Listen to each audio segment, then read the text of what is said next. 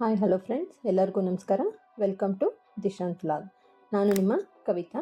ಇವತ್ತಿನ ಈ ವಿಡಿಯೋದಲ್ಲಿ ನಾನು ಸ್ವೀಟ್ ಕಾರ್ನ್ ಪಕೋಡಾನ ಮಾಡೋದು ಹೇಗೆ ಅಂತ ತೋರಿಸ್ತಾ ಇದ್ದೀನಿ. ಎಲ್ಲ ಬೇರೆ ಥರದ ಪಕೋಡ ಮಾಡೇ ಇರ್ತೀವಿ. ಇವತ್ತು ನಾನು ಸ್ವೀಟ್ ಕಾರ್ನ್ ಪಕೋಡ ಮಾಡೋಕ್ಕೆ ಒಂದು ಸ್ವೀಟ್ ಕಾರ್ನ ಈ ರೀತಿ ಬಿಡಿಸಿಟ್ಕೊಂಡಿದ್ದೀನಿ.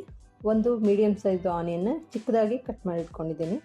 ಈ ರೀತಿ ತುಂಬ ಚಿಕ್ಕದಾಗಿ ಕಟ್ ಮಾಡ್ಕೋಬೇಕು, ಚೆನ್ನಾಗಿರುತ್ತೆ. ಮತ್ತು ಸ್ಪೈಸಸ್ಗಳನ್ನು ತೊಗೊಂಡಿದ್ದೀನಿ. ಒಂದು 1/4 ಟೇಬಲ್ ಸ್ಪೂನಷ್ಟು ಖಾರ, ಗರಂ ಮಸಾಲೆ ಮತ್ತು ಚಿಕನ್ನು ಮಟನ್ನು, ಒಂದು 1/4 ಟೇಬಲ್ ಸ್ಪೂನಷ್ಟು ಧನಿಯಾ. ಇವು ಚಿಕನ್ ಮಟನ್ ಸ್ವಲ್ಪ ತೊಗೊಂಡ್ರೆ ಸಾಕು. ಆಮೇಲೆ ಚಿಟಿಕೆಯಷ್ಟು, ಒಂದು ಸ್ವಲ್ಪ ಚಿಟಿಕೆಯಷ್ಟು ಸೋಡಾ, ಚಿಲ್ಲಿ ಫ್ಲೇಕ್ಸ್ ಮತ್ತು ಆರಿಗನೋ, ಇವಿಷ್ಟನ್ನು ತೊಗೊಂಡಿದ್ದೀನಿ. ಮತ್ತು ರುಚಿಗೆ ತಕ್ಕಷ್ಟು ಉಪ್ಪು, ಜೊತೆಗೆ ನಾನು ಟೇಸ್ಟ್ ಚೆನ್ನಾಗಿ ಬರುತ್ತೆ ಅಂತ ಸೇವ್ಜಾನ್ ಸಾಸ್ನ ಹಾಕ್ತಾಯಿದ್ದೀನಿ. ಈಗ ಮಾಡೋದು ಹೇಗೆ ಅಂತ ನೋಡೋಣ. ಈಗ ಅದಕ್ಕೂ ಮೊದಲು ನಾವು ಪಕೋಡ ಕರಿಯೋದಕ್ಕೆ ಎಣ್ಣೆನ ಕಾಯೋದಕ್ಕೆ ಇಡೋಣ. ಇವಾಗ ಇದು ಎಣ್ಣೆ ಕಾಯ್ತಾ ಇರುತ್ತೆ. ಈಗ ನಾವು ಇದೇ ಥರನೇ ಪಕೋಡ ಮಾಡೋಕ್ಕಾಗಲ್ವಲ್ಲ, ಇದನ್ನು ಸ್ವಲ್ಪ ತರಿಯಾಗಿ ರುಬ್ಕೊಂಬರ್ಬೇಕು. ಸ್ವೀಟ್ ಕಾರ್ನ ತರಿಯಾಗಿರಲಿ, ಫುಲ್ ನೈಸಾಗಿ ಬೇಡ. ಇದು ಇವಾಗ ಆಗಿದೆ. ಒಂದು ಬೌಲ್ಗೆ ಇದನ್ನು ಸರ್ವ್ ಹಾಕ್ಕೊಂಡು ನಂತರ ನಾವು ಚಿಕ್ಕದಾಗಿ ಕಟ್ ಮಾಡಿರೋ ಆನಿಯನ್ ಮತ್ತು ಎಲ್ಲ ಥರದ ಸ್ಪೈಸಸ್ನು ಹಾಕ್ಕೋಬೇಕು. ಸಾರಿ ಫ್ರೆಂಡ್ಸ್, ನಾನು ಕಡಲೆ ಹಿಟ್ಟು ಹೇಳೋದು ಮಾಡ್ತಿದ್ದೆ. ಕಡಲೆ ಹಿಟ್ಟು ಹಾಕ್ಕೋಬೇಕು, ಮೇನಾಗಿ ಕಡಲೆ ಹಿಟ್ಟು ಬೇಕೇ ಬೇಕು ಪಕೋಡ ಮಾಡೋಕ್ಕೆ. ನಾನಿಲ್ಲಿ 7 ಟೇಬಲ್ ಸ್ಪೂನಷ್ಟು ಕಡಲೆ ಹಿಟ್ಟನ್ನು ಯೂಸ್ ಮಾಡ್ತೀನಿ.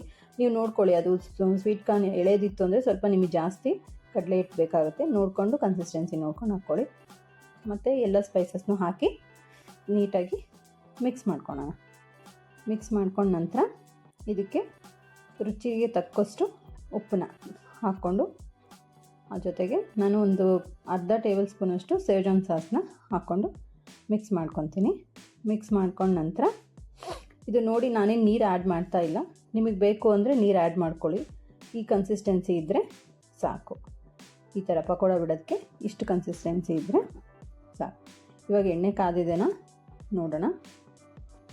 ಎಣ್ಣೆ ಕಾದಿದೆ. ಇವಾಗ ಇದರಲ್ಲಿ ಹಾಕ್ಕೊಳ್ತಾ ಹೋಗೋಣ. ಚಿಕ್ಕದಾಗಿ ಪಕೋಡಾನ ಬಿಡ್ತಾ ಹೋಗಬೇಕು.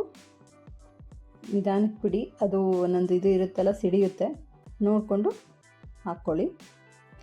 ಇದು ಗೋಲ್ಡನ್ ಬ್ರೌನ್ ಬರೋವರೆಗೂ ನಾವು ಕರ್ಕೋಬೇಕು. ಈಗ ಇದು ಹಾಕಿದ ತಕ್ಷಣ ಕೈ ಆಡಬೇಡಿ. ಈ ಥರ ಸ್ವಲ್ಪ ಹೊತ್ತು ಬಿಟ್ಟು ಇದಕ್ಕೆ ಬಂದಮೇಲೆ ಇದು ಮಾಡಿ.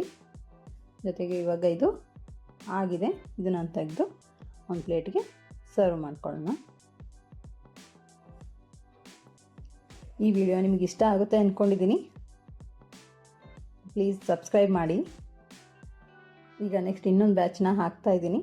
ಈಗ ಇದನ್ನು ಟೇಸ್ಟ್ ಮಾಡೋಣ ಹೇಗಾಗಿದೆ ಅಂತ. ನಾನು ಟೊಮೆಟೊ ಸಾಸು ಮತ್ತು ಸೇವ್ಜಾನ್ ಸಾಸ್ ಎರಡರ ಜೊತೆಗೂ ಟೇಸ್ಟ್ ಮಾಡ್ಬೋದು. ನಾನಿವಾಗ ಟೊಮೆಟೊ ಸಾಸ್ ಜೊತೆಗೆ ಟೇಸ್ಟ್ ಮಾಡಿ ನೋಡ್ತಾ ಇದ್ದೀನಿ. ನಿಜವಾಗ್ಲೂ ತುಂಬ ಅಂದರೆ ತುಂಬ ಚೆನ್ನಾಗಾಗಿದೆ ಫ್ರೆಂಡ್ಸ್. ಸೂಪರಾಗಿದೆ. ನಿಮಗೂ ಇಷ್ಟ ಆಗುತ್ತೆ ಅಂದ್ಕೊಂಡಿದ್ದೀನಿ. ನೀವು ಮನೇಲಿ ಇದನ್ನು ಒಂದ್ಸರಿ ಟ್ರೈ ಮಾಡಿ ನೋಡಿ. Thanks for watching my video. Please subscribe ಮಾಡಿ. ಪಕ್ಕದಲ್ಲೇ ಕಾಣೋ ಬೆಲ್ ಐಕಾನ್ನ ಪ್ರೆಸ್ ಮಾಡಿ, ಲೈಕ್ ಶೇರ್ ಮಾಡಿ ಅಂತ ಹೇಳ್ತಾ ನೆಕ್ಸ್ಟ್ ವಿಡಿಯೋದಲ್ಲಿ ಸಿಗೋಣ. Thank you. ಬಾಯ್.